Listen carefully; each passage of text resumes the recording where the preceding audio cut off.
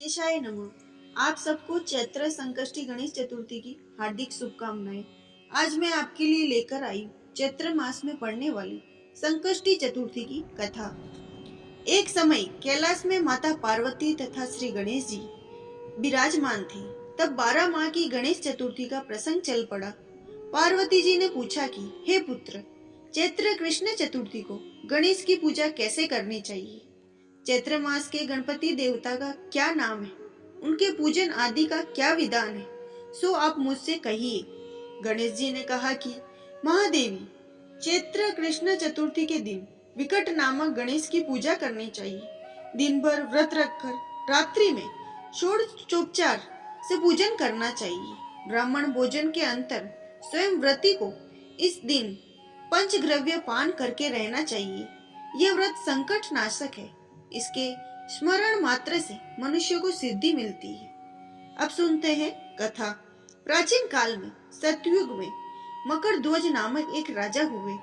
वे प्रजा पालन के प्रेमी थे। उनके राज्य में कोई निर्धन नहीं था। चारों वर्ण अपने अपने धर्मों का पालन करते थे। प्रजा को चोर डाकू आदि का भय नहीं था। प्रजा स्वस्थ रहती थी। सभी लोग उदार, सुंदर, बुद्धिमान, दानी और धार्मिक थे। इतना सुंदर राज्य शासन होते हुए भी राजा को पुत्र की प्राप्ति नहीं हुई थी। महर्षि याज्ञवल्क्य की कृपा से उन्हें कालांतर में एक पुत्र की प्राप्ति हुई। राजा राज्य का भार अपने मंत्री धर्मपाल पर सौंपकर विविध प्रकार के खेल खिलौनों से अपने राजकुमार का पालन पोषण करने लगा।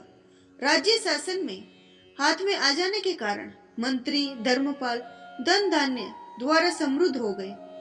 मंत्री महोदय को एक से एक बढ़कर एक 5 पुत्र हुए। मंत्री पुत्रों का धूमधाम के साथ विवाह हुआ और वे सब धन का उपभोग करने लगे।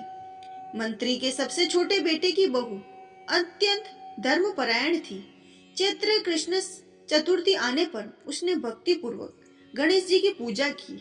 उसका पूजन और व्रत देखकर उसकी सास कहने लगी, अरे क्या तंत्र मंत्र द्वारा मेरे पुत्र को वश में करने का उपाय कर रही हो?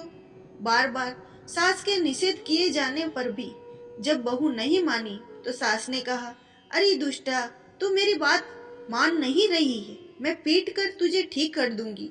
मुझे ये तांत्रिक अभिचार पसंद नहीं है।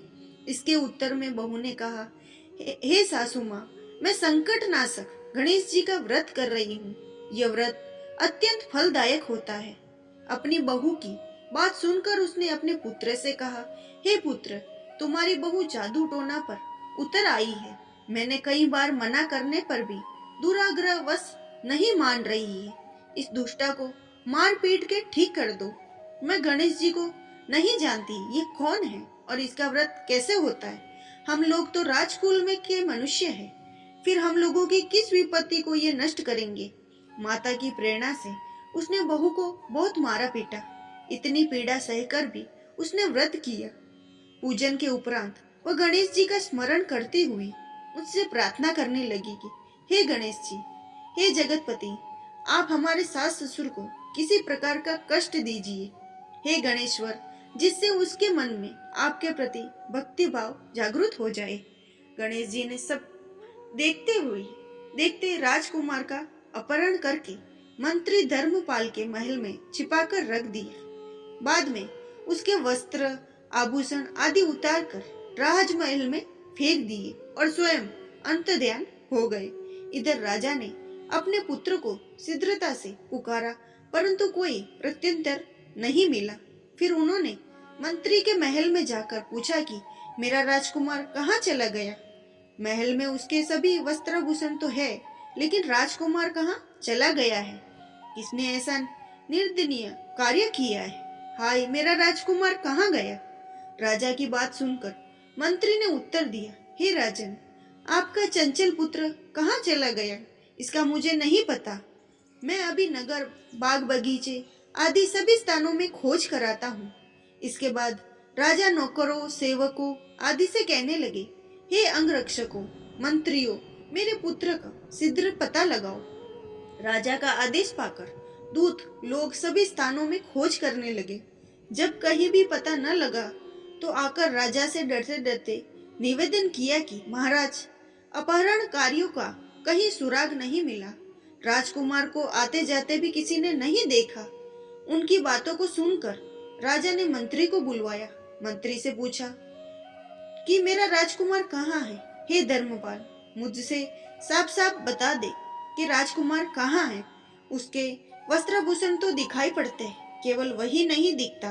अरे नीच, मैं तुम्हारा वध कर डालूंगा, तेरे कुल को नष्ट कर दूंगा, इसमें जरा भी संदेह नहीं है।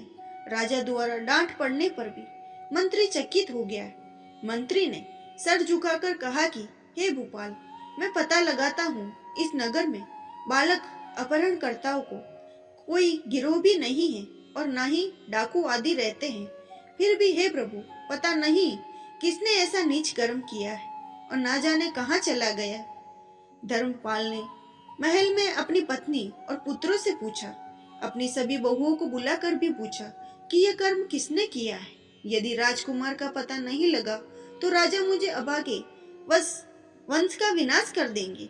ससुर की बात सुनकर छोटी बहू ने कहा कि हे पिताजी, आप इतने चिंतित क्यों हो रहे हो? आप पर गणेश जी का कोप हुआ है, इसीलिए आप गणेश जी की आराधना कीजिए। राजा से लेकर नगर के समस्त स्त्री पुरुष, बालक, वृद्ध संकट नाशक चतुर्थी का व्रत विधि पूर्वक करने लगे। गणेश जी की कृपा से राजकुमार मिल जाएंगे, मेरा वचन कभी मिथ्या नहीं होगा। छोटी बहू की बात सुनकर ससुर ने हाथ जोड़कर कहा कि हे बहू, तुम धन्य हो, तुम मेरा और मेरे कुल का उद्धार कर दोगी। भगवान श्री गणेश जी की पूजा कैसे की जाती? हे सुलक्षणी, तुम बताओ। मैं मंद बुद्धि होने के कारण व्रत के महात्म्य को नहीं जानता हूँ। हे कल्याणी, हम लोगों से जो भी अपराध हुआ है उसे क्षमा कर दो और राजकुमार का पता लगा दो। तब सब लोगों ने कष्ट नाशक गणेश चतुर्थी का व्रत प्रारंभ किया। राजा सहित समस्त प्रजाजनों ने गणेश जी को प्रसन्न करने हेतु व्रत किया। इससे गणेश जी की प्रसन्न हो गए। सब लोगों को देखते ही देखते उन्होंने राजकुमार प्रकट हो गए। राजकुमार को देखकर सभी नगरवासी आश्चर्य में पड़ गए। सब लोग बहुत प्रसन्न हुए। राजा के हर्ष की कोई सीमा नहीं रही। राजा कह उठे, गणेश जी की धन्य है और साथ ही मंत्री की कल्याणी बहू भी धन्य है, जिसकी कृपा से मेरा पुत्र यमराज के पास जाकर भी लौट आया है। अंत सब लोग इस संतानदायक व्रत को निरंतर विधि पूर्वक करते रहे। श्री गणेश जी बोले, हे माता, इस लोक तथा सभी लोकों में इससे बढ़कर अन्य कोई व्रत नहीं है। इसी कथा को युधिष्ठिर ने श्री कृष्ण से सुना था और इसी चैत्र कृष्ण चौथ का व्रत करके अपने खोए राज्य को फिर से प्राप्त किया था। श्री गणेशाय नमः। ये कथा यहीं समाप्त होती है।